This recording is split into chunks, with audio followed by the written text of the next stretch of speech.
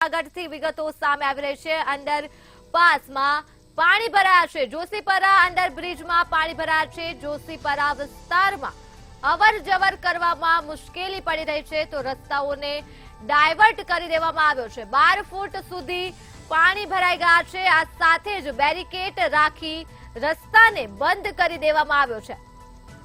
તો જૂનાગઢથી આ વિગતો સામે આવી રહી છે। જોશીપરા અંડરપાસ બ્રિજમાં પાણી ભરાયા છે। જોશીપરા વિસ્તારમાં અવરજવર કરવામાં મુશ્કેલી પડી રહી છે અને આ રસ્તાને ડાયવર્ટ કરી દેવામાં આવ્યો છે તો 12 ફૂટ સુધી પાણી ભરાઈ ગયા છે। જૂનાગઢ શહેરમાં મોડી રાત્રિથી વરસાદની ધમાકેદાર બેટિંગ શરૂ થઈ છે અને જ્યાં જુઓ ત્યાં પાણી ભરાયા છે।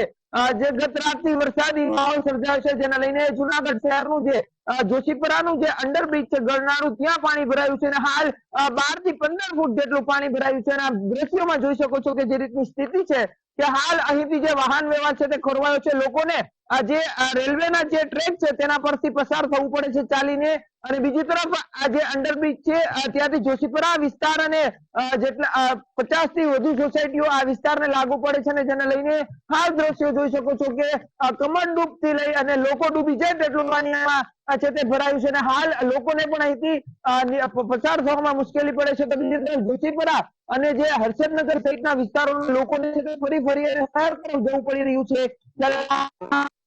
પ્રી મોન્સૂન કામગીરી પણ સવાલો ઉઠી રહ્યા છે।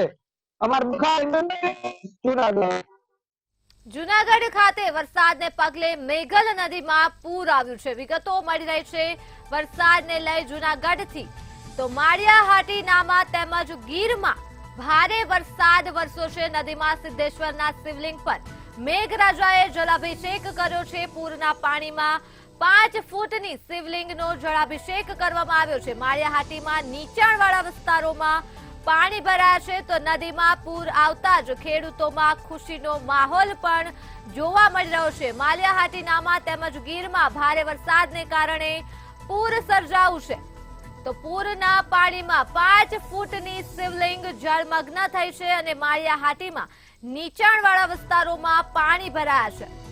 વિગતો સામે આવી રહી છે વરસાદને લઈને। નદીમાં પૂર આવતા જ ખેડૂતોમાં ખુશીનો માહોલ પણ